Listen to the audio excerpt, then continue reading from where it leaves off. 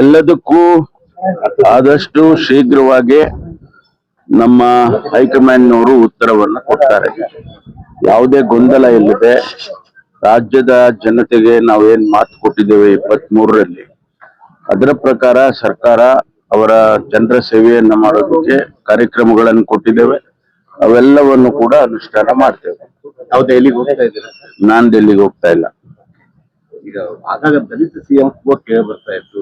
ಸಿದ್ದರಾಮಯ್ಯ ನಂತರ ಜನಾಭಿಪ್ರಾಯ ಅವರವರ ಪ್ರೀತಿ ವಿಶ್ವಾಸಕ್ಕೆ ಅವ್ರು ಮಾತಾಡ್ತಾರೆ.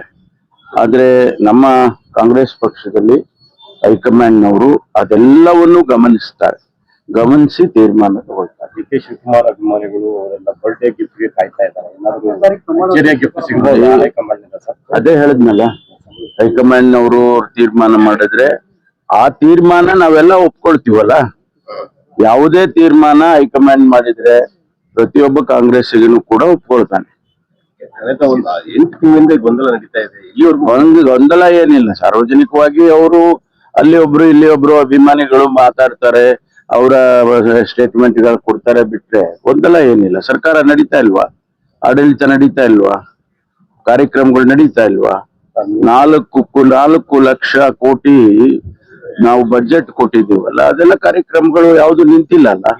ಕಮಿಟ್ಮೆಂಟ್ ಬಗ್ಗೆ ಗ್ಯಾರಂಟಿ ಕಾರ್ಯಕ್ರಮಗಳು ನಡೀತಾ ಇದ್ದಾವೆ. ಕಮಿಟ್ಮೆಂಟ್ ನೋಡಿ, ನಾನು ಅದಕ್ಕೆ ಹೇಳಿದ್ದು, ಹೈಕಮಾಂಡ್ನವ್ರಿಗೆ ಗೊತ್ತು, ನಮ್ಗೇನು ಗೊತ್ತಿಲ್ಲ. ಹೈಕಮಾಂಡ್ ಸ್ಪಷ್ಟೀಕರಣ ಕೊಟ್ಟಿಲ್ಲ ಅಂದ್ರೆ 5 ವರ್ಷ ಮುಂದುವರಿಬಹುದು ಸಿದ್ದರಾಮಯ್ಯ ಅವರೇ ಅಂತ ತಾವು ಹೇಳಿದ್ರಿ. Thank you. ಈ ಕಡೆ ಸರಿ.